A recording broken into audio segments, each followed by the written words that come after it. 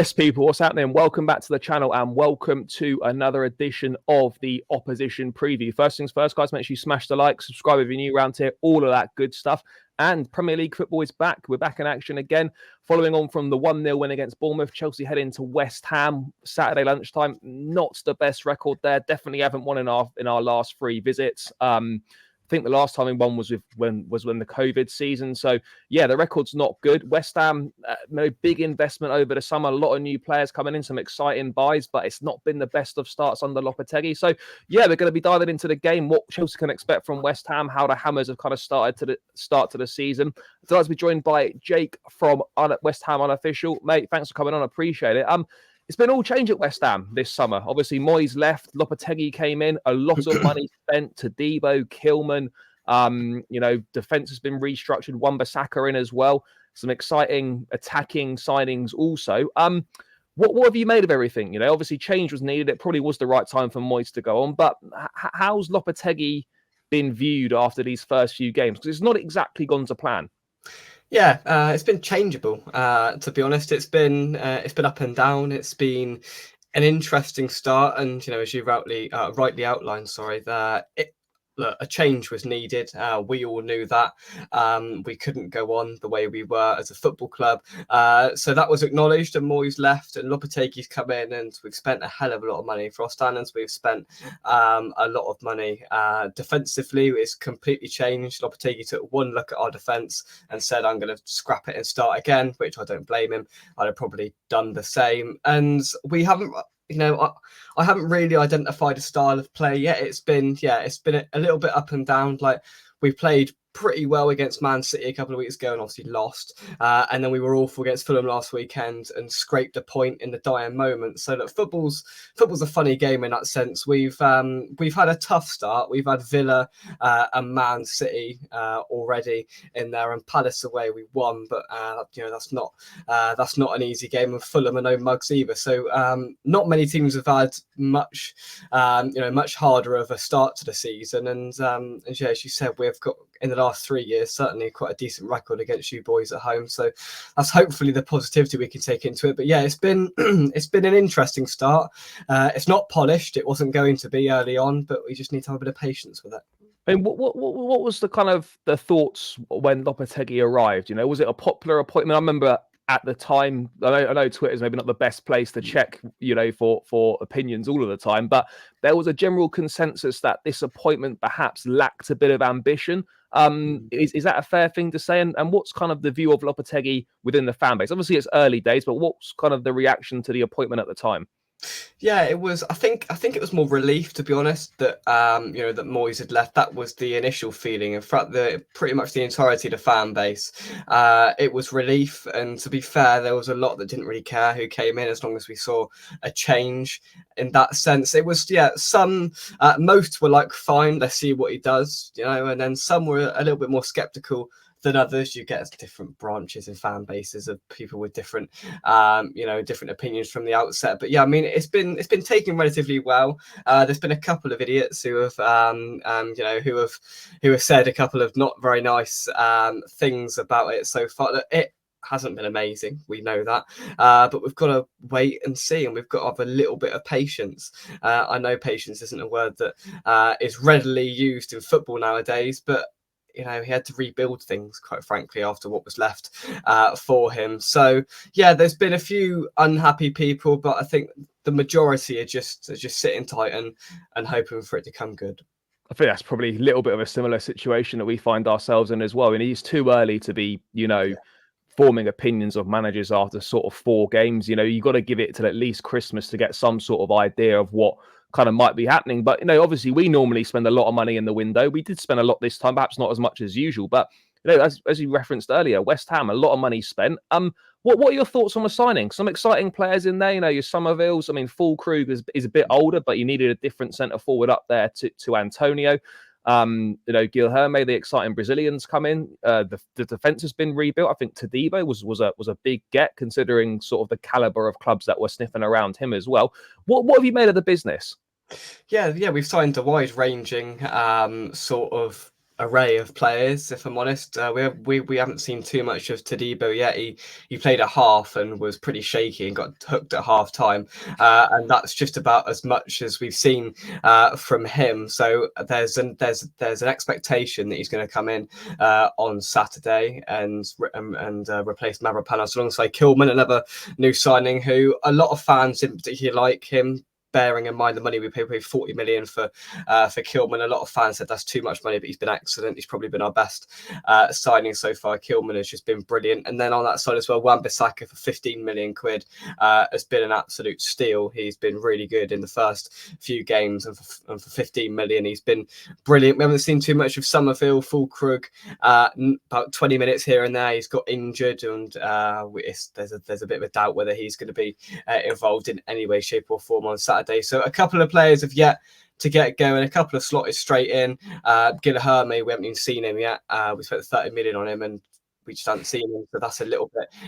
Nobody quite knows what's going on there. So that's a little bit weird. But yeah, we've signed as I said, some different players, and yeah, some of them will work, and some of them, hopefully, their potential is about to be unravelled. I mean, I look at West Ham from outside looking in, and I think there's some brilliant attacking players there. You know, your Bowens, Paqueta, Kudus. You know, there's the quality in there to cause teams a lot of problems, and you sort of get the feeling that when it does click, they're like, you know, West Ham could do something decent and could definitely, you know, push for those European places because the quality's there. It's just about putting it all together. But from a Chelsea perspective, what can we expect from West Ham? Obviously, under Moyes, you know, you kind of knew what to expect to a certain degree. You said obviously you've not really seen a style of play developing so much, but what's Lopetegui changed from kind of how Moyes was playing? Has the style evolved a little bit? Are there different ideas, or is it still a little bit similar? Yeah, this makes this question a little bit trickier because if you'd have asked me last season, I could recite absolutely everything that was going to happen in the game and when the substitutions would happen, and pretty much on the minute that it would happen. That's the point we got to last season. But I couldn't tell you who's going to play tomorrow. You know, I did my preview last night and we were sat there going, I don't actually know who's going to play defensively. And there's a couple of positions where we're like, oh, who's going to play there? There's still that element of doubt with it, but the one thing I would say, now that you battered us at the back end of last season, and that was the rear end of Moyes, and that showcased him in 90 minutes perfectly. That's why that was one of the reasons that we wanted him to go, and he did. But he will, if we're struggling. Lopetegui is a much more proactive manager.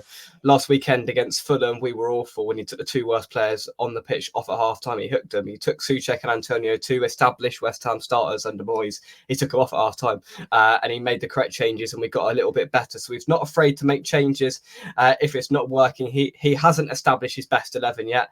Midfield has been a little bit of a problem because he's experimented and loitered, and it hasn't quite worked so far. So we're really looking for him to settle a starting 11 down now and find his best 11, which he's failed to do so far. But there's going to be a little bit more energy. Look, it's going to be a little bit more improved in terms of style of play than what Moyes had. It's nothing drastic.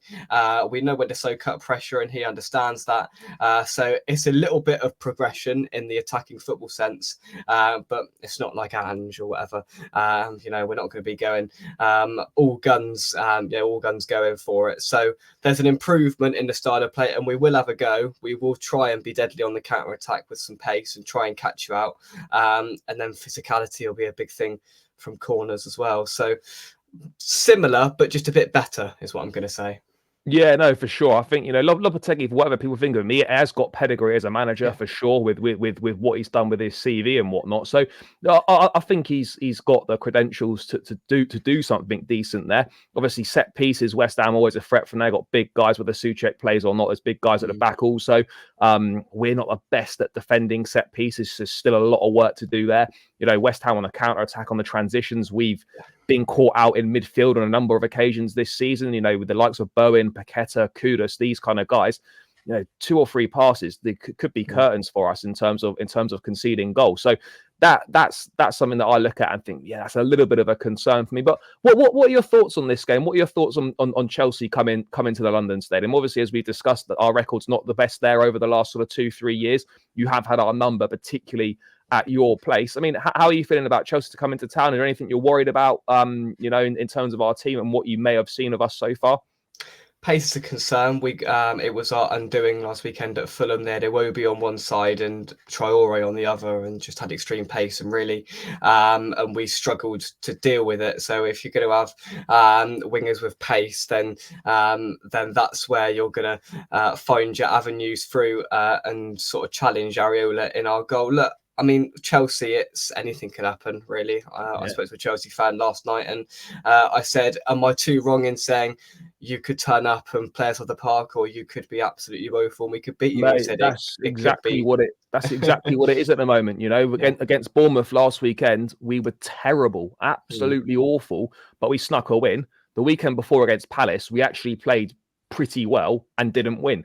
You know, you don't know what you're going to get. We could, as you say, we could turn up and we could win 2 or 3-0, or we could turn up and we could just get absolutely battered. You know, there doesn't really seem to be any sort of in between at the moment. I mean, it's interesting you mentioned about, you know, not liking pace. I think we've got the players, you know, you Madueke or Sancho or whoever it's going to be. There's loads of options there in Kunku, Felix, Palmer.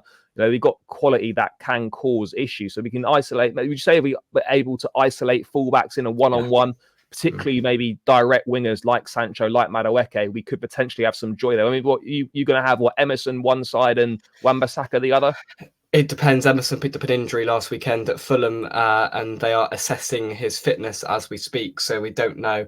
I think it will probably be Wan-Bissaka pushed out to the left and Soufal on the right. Absolutely isolate our fullbacks and you'll have joy, especially with Soufal, because he like backtracks. He doesn't go to you. He backtracks and you're in the box. Then you're causing problems. Absolutely. We've had that problem for about 12 months, I'd say. And yeah, if you want joy, spread the game, get it out to the wingers and isolate the fullbacks, and yeah, you'll get joy there. So let's, similar in a way as we'll try and do on the transition. We did that against Palace a few weeks ago, as you said, 2 or 3 passes, bang, we're in, and we're clinical in that sense. So both teams have got nuances and sort of weaknesses that can be exploited, and it's just how the game pans out, I think. I mean, and just to round out, mate, how do you see this one going? Do you think you can get your second win of the season? I mean, it would be first win at home, wouldn't it? I mean, how, are you feeling confident going into it, or are you a little bit similar to myself where you're not really sure what you're going to get? Look, I think both teams are in that similar boat. Is it could be anything. Both teams could turn up to be brilliant and it'd be 2-3-3. Like it could be anything like that, or both teams could be awful and it could be a dreadful dull fest. So I don't know. I'm quietly confident, because we always seem to turn up against Chelsea, especially at home. It's 12:30 kickoff, which some like, some don't, but the fans will be up for it, which is we'll try and generate an atmosphere in the Goldfish Bowl, which is rare for us, to be honest. This is one of the games that the fan base pull out and go, right, Chelsea at home, we can have a good go. And obviously a couple of years ago we had that Masuaku shot that went in 3-2 win. 3-2, yeah. 3-2, that was just crazy. And then last year I think we got a bit of luck, to be honest. I thought Sterling played us off the park last year, and we were just right place, right time, and got the win. Look, I think it'll be a game of fine margins. The first goal is absolutely crucial here, because if you get the first goal, you could carry on and score 2 or 3 and comfortably win. But if we score the first, we're not going to make it easy at all. And yeah, I think it's going to be interesting. It's really hard to call. So I'm a little bit concerned in that sense, but quietly confident is, I think, what I'm going to say.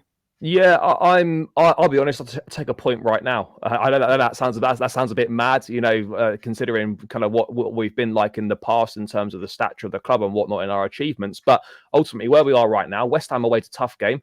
All away games in the Premier League are hard. We've not been playing amazing football, but we've been doing enough to pick up some sort of points. And if we could, a point would not be awful. 4 points from Bournemouth and West Ham away wouldn't be dreadful. It's not where we want to be, but we have to kind of accept that that's sort of the reality of the situation right now. But if we were able to somehow get a win, that would be a big boost for us. We've got 4 home games on the spin coming up in all competitions. So it could be, a chance to sort of build a bit of momentum heading into that next international break. But I would take the point right now, considering how bad our record's been. But mate, thank you so much for coming on. Really appreciate it. If people want to check out what you do and stuff, where should they go? Yeah, if you just search West Ham Unofficial into YouTube, it's the normal fan YouTube stuff, previews, reviews, match vlogs.